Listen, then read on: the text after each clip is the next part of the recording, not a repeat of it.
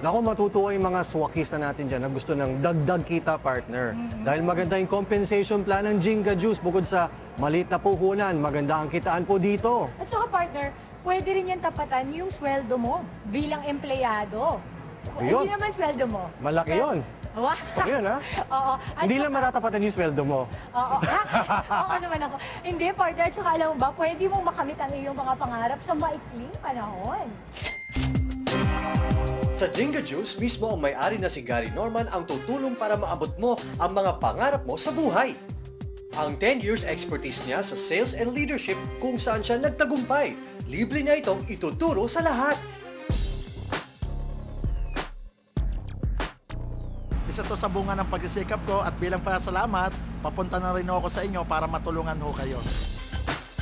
Nga pala yung dinadala kong sakyan pag pupunta ako sa ibang lugar, lalo ho dito sa Luzon. Ako ho, dating simple tao lang, pero ang dinadrive ko hong coffee ngayon bilang na bilang ho dito sa Pilipinas. So, nakaka-overwhelm ho.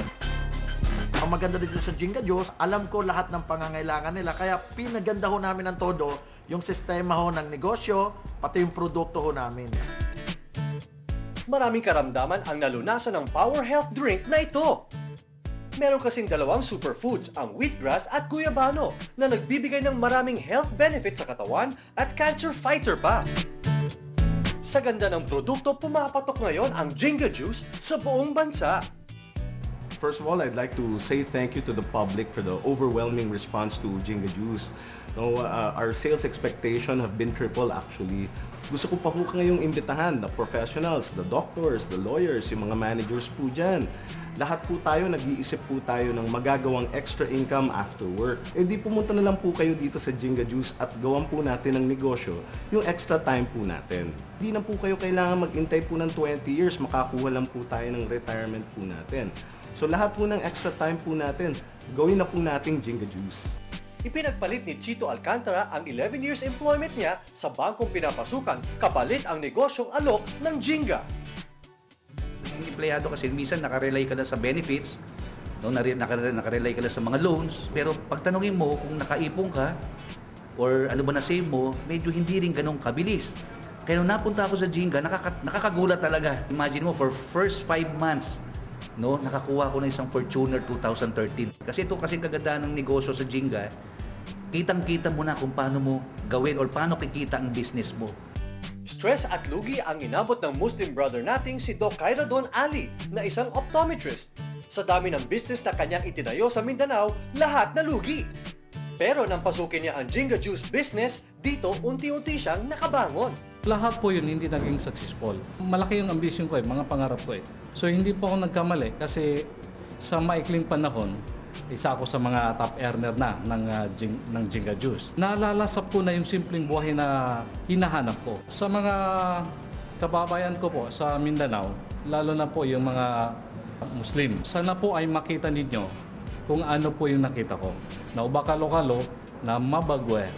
So kaya pakasuldan sa gengkai, datara sistema na mala amya salinsi ko, ginawa ko, agusi ko pamilya ko. 16 years na magkaibigan si Gary Norman at James Cervantes.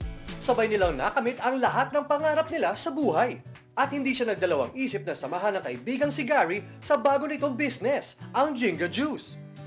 Sa loob ng ilang buwan, isa si James sa mga top earners.